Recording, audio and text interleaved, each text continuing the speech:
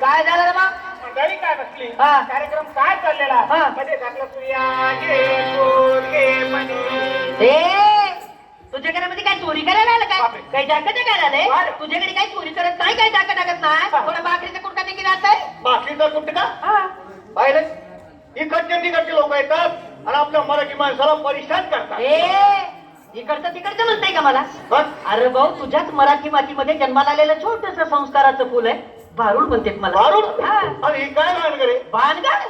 अरे माणसांनी भानगडी करू नये म्हणून संतांनी काढलेल्या प्रबोधनाच्या कारखान्यातलं प्रोडक्शन म्हणजे भारूड. दिला भाकर भाकर घेतलं काही नाही. काय नाही? हा. अरे नाही द्यायचं ते देऊ नको, पण मी काय म्हणते ते ऐकून तर घेतील की नाही? हा. कारण तू जर ऐकून घेतलं ना हा. तुला पुरगुंडा होईल. हसू आलं भाऊ तुला? मला कसं काय अरे बरोबर? तुलाच नाही, इथं जमलेल्या सगळ्यांना बुरगुंडा होईल. एवढं? बुरगुंडा म्हणजे तुला काय वाटलं? मुलं बाळा?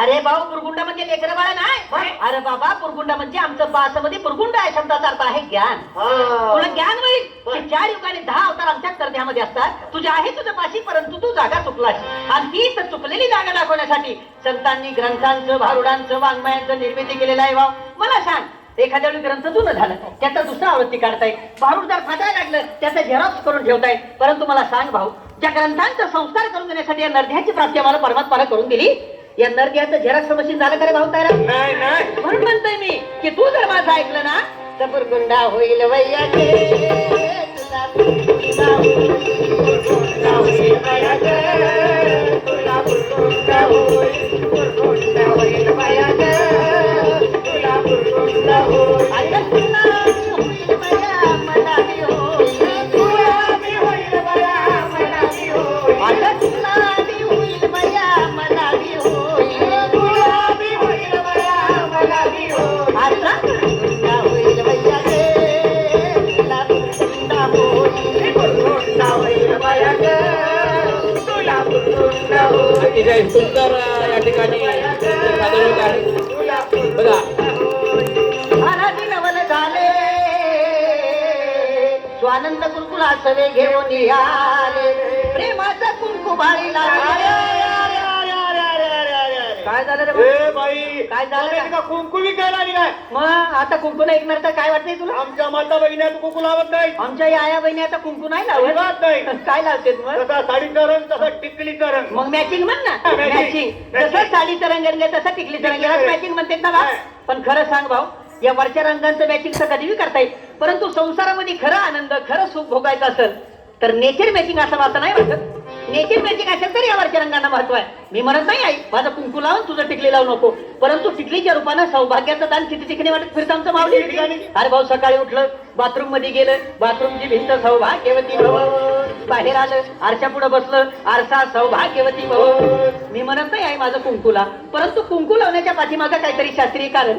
कुठं लावलं जाते कुंकू? कुंकू हे कपाळावर लावलं जातं. अरे भाऊ, कपाळावरच लावलं जातंय, परंतु आग्नेय आणि ब्रह्मरंध्राच्या मधोमध्य पेट्युटरी ग्लँड आहे, ज्याच्यावरती कुंकू लावल्यामुळे आमच्या महिलेचं मानसिक संतुलन कायम राहतंय. कारण महिलेचा मेंदू अतिशय संवेदनाक्षम असतंय आणि महिला मेंदूच्या संवेदना कायम राखण्याचं रडारचं काम ते कुंकू करतंय. म्हणून म्हणताय कपाळावर कुंकू लाव, कारण कुंकू हे चिंचोका आणि हळदीपासून बनलेलं असतंय.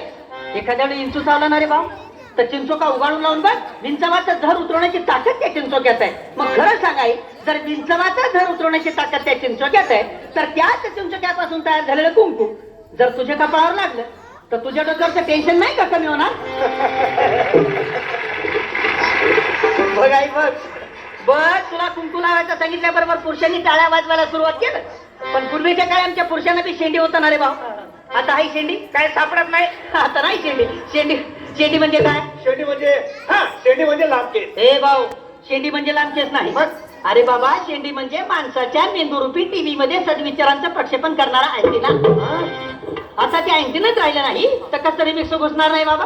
आणि विशेष म्हणजे पुरुषांच्या त्या शेंडी रूपी अँटिनाद्वारे पुरुषांच्या डोक्यामध्ये फक्त एकच चॅनल चालतंय. कोणतं? ओनली मुंबई दूरदर्शन. म्हणजे पुरुषाला एकच काम असतंय की नाही, महिनाभर ड्युटी करणे आणि महिन्याचा पगार एका तारखेला घरामध्ये आणून बायकोच्या हातामध्ये देणे. पण त्या आणलेल्या पगाराचं जीवनभराचं व्यवस्थापन आमच्या याला करावं लागतंय. आणि ते व्यवस्थापन करताना घराचं घर पण राखताना मला सांग आई, तुझ्या डोक्यामध्ये किती प्रकारचे चॅनल चालते? लेकरांचं संगोपन आहे, मुलांचं शिक्षण आहे, मुलींचं शिक्षण आहे, सासू सासऱ्याची सेवा आहे घरामध्ये असले तर. हे सगळे चॅनल तुझ्या डोक्यामध्ये व्यवस्थितरित्या प्रक्षेपित होण्यासाठी तुझ्या डोक्यावरचा हा जो केसांचा आंबाडा आहे ना ताई, हा डिश अँटिना आहे.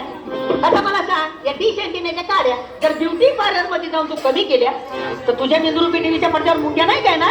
गुरगुंडा होईल वैया गे, तुला गुरगुंडा होईल वैया गे, तुला गुरगुंडा होईल वैया गे, तुला गुरगुंडा होईल.